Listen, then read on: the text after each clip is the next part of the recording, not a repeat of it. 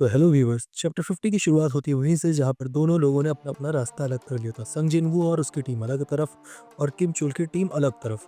और हम देखते हैं किम चुल पर भालुओं ने हमला कर दिया है और किम चुल अकेला भालुओं के झुंड को मार देता है। उसके टीम मेंबर्स भी देखकर खुश रहते हैं कि हमने सही फैसला लिया किम चुल के साथ आने का। किम अपने टीम मेंबर्स को ऑर्डर देता है कि इन भालुओं के गोश्त को निकाल लो, हमें खाने की जरूरत पड़ेगी क्योंकि यहाँ पर अभी हम कुछ दिन और रहने वाले हैं। किम कहता है अपने टीम मेंबर से आराम करने का वक्त नहीं है, हमें जंगल से जल्द बाहर निकलना है। जिस तादाद में भालू आ रहे हैं अब तक दूसरी टीम के लोग तो मारे जा चुके होंगे। तभी सीन शिफ्ट होता है और संग जिनवू और उसकी टीम जंगल के अंदर बढ़ते चले जा रहे हैं। तभी उसके साथ हीलर जो रहती है वो कहती है कि हम और अंदर नहीं जा सकते, ध्यान से देखो तमाम पेड़ों पे पंजों के निशान है, इसका मतलब ये इलाका भालुओं की टेरिटरी है। वो बोलती है हमें जल्द से जल्द पलट जाना चाहिए और वापस जाकर कहीं और चलना चाहिए इससे पहले कि भालू यहाँ आ जाए। संग हीलर से कहता है क्या तुम कहना चाहती हो ये भालुओं की टेरिटरी है, मैं अब तक क्या कह रही थी, अब हमें वापस चलना चाहिए। तो संग कहता है अगर ये भालुओं की टेरिटरी है तो हम अंदर जाएंगे। हीलर गुस्से से चिल्ला कहती है क्या तुम मरना चाहते हो। ये संग वैसे भी कभी कभी अपने साथ के हीलर्स की बात मानता नहीं, सीजन 1 में भी देख लो मिस जूही के साथ क्या हुआ था।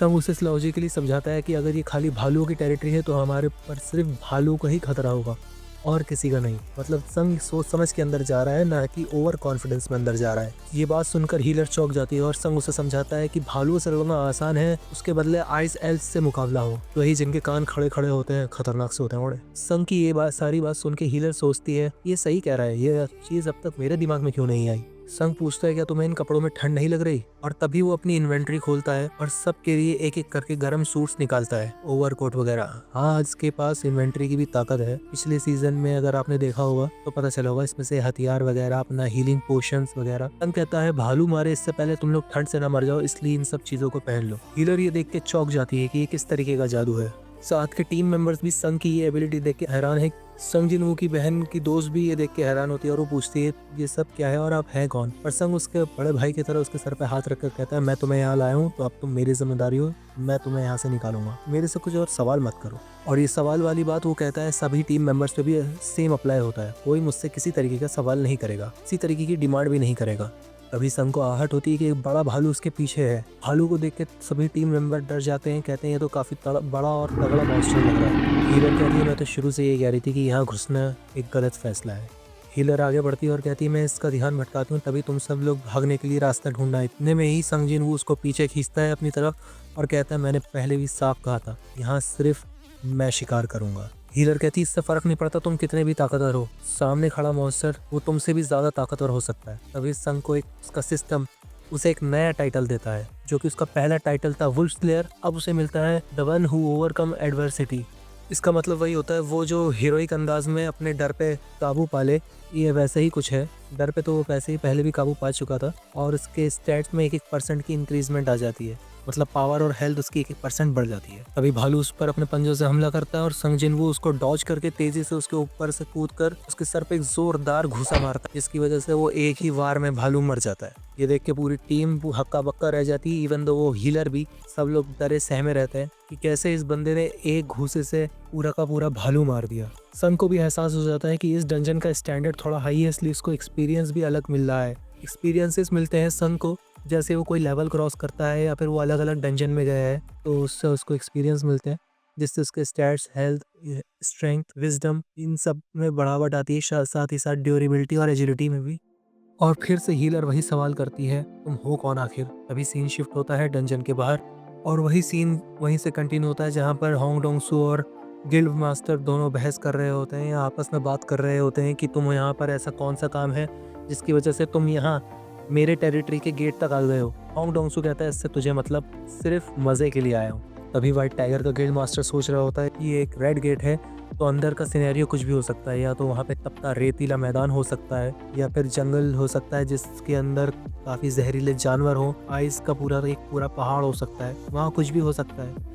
लोगों का जिंदा बच के आना ज़्यादा मुश्किल है, हो सकता है सारे के सारे मरी जाए। वो ये सब सोच सोच के डर ही रहा होता है और उसको काफ़ी टेंशन हो रही होती है क्योंकि ये हंटर्स की टीम के ऊपर कोई भी गिल्ड मास्टर काफ़ी पैसा लगाता है उनकी ट्रेनिंग में, उनके हायरिंग करने पे, उनकी सैलरी पर, और साथ ही साथ एक डंजन के गेट के राइट्स भी खरीदने पड़ते हैं अंदर रेड करने के लिए। It's a lengthy process. How Dongsu भी बहुत एक्साइटेड होता है ये जानने के लिए कि इस गेट के उस पार क्या होगा, मैं देखने के लिए तड़पा जा रहा हूँ। वो अपने आप से ही बात कर रहा होता है, बस इसे पार करने में थोड़ी मुश्किल हो रही है। जब कोई गेट रेड हो जाता है तो बाहर से अंदर जाना मुश्किल होता है, सिर्फ अंदर से बाहर आया जा सकता है या तो बॉस को मार के या फिर वो डंजन खुद किसी तरीके से बाहर आने का रास्ता दे दे तब। इंतजार नहीं कर पा रहा कब ये डंजन खुलेगा और कब उसकी मुलाकात संग जिनवू से होगी। ये हंटर एसोसिएशन का इंस्पेक्टर जिन भी यही सोच रहा होता है कि संग जिनवू उस तरफ है लकी है, पर अगर होंग डोंगसू वहाँ चला गया या फिर वही जिंदा बाहर आ गया तो क्या होंग डोंगसू इसी टाइम मर जाएगा। तभी दोबारा सीन शिफ्ट होता है डंजन के अंदर, जहाँ पर तमाम संग जिनवू के टीम मेंबर्स मजे से पार्टी कर रहे हैं रात को, एकदम बॉन फायर टाइप, मतलब लगता है सारा पिकनिक पर आए हैं। सॉन्ग और संग आपस में बातें कर रहे होते हैं। सॉन्ग पूछती है क्या जिना सिर्फ घर में पढ़ती रहती है, मैंने तो ये भी सुना है कि उसने अपने दीवारों पे पोस्टर की जगह डिक्शनरीज के वॉलपेपर टांग रखे हैं ताकि वो सोने से पहले भी उनको याद कर सके। संग जिनवू बताता है कि वो ऐसा कुछ नहीं करती, वो घर आती है, खाती है, खेलती है, सो जाती है और उसे सिर्फ फ्राइड चिकन पसंद है। वो एक नंबर की आलसी है। संग भी उसे अपने आगे दोनों बात करते हुए संग उसे अपने बचपन की अपने बहन के साथ बिताई हुई कुछ बातें बताता है। संग की बात सुनकर उसे भी यकीन नहीं आता कि जिना अगर ऐसा घर पे रवैया करती है, वो आलसी है, तो वो इतने अच्छे मार्क्स कैसे ले आती है। वहाँ दूसरे टीम मेंबर आपस में बात कर रहे होते हैं कि ये बंदे ने अपने हाथों से एक भालू को मार गिराया। मतलब मामला ऐसा है कि आंखों देखी भी यकीन नहीं आ रही। तभी संग उठता है और कहीं जाने लगता है। हीलर उससे पूछती है आप कहाँ जा रहे हो। वो कहता है मैं जा रहा हूँ कुछ एक्सरसाइज करने के लिए। उसकी एक्सरसाइज वाली बात सुनकर टीम मेंबर्स को भी हैरानी होती है कि एक गेट के अंदर कौन एक्सरसाइज करता है। सब कहते हैं वाकई बड़ा अजीब हंटर है। संग की ये एक्सरसाइज करना भी बहुत ज़रूरी है। उसे भी इस टाइम पे एक्सरसाइज नहीं करनी, पर अगर वो एक्सरसाइज नहीं करेगा पेनल्टी जोन में चला जाएगा और टीम मेंबर्स यहाँ अकेले रह जाएंगे। और 4 से 5 घंटे के लिए ऐसे जंगलों में जहाँ पर अनगिनत आइस बियर्स हैं उनके बीच टीम मेंबर को छोड़ना काफ़ी खतरनाक हो सकता है और साथ ही साथ उसकी बहन की दोस्त भी मारी जा सकती है।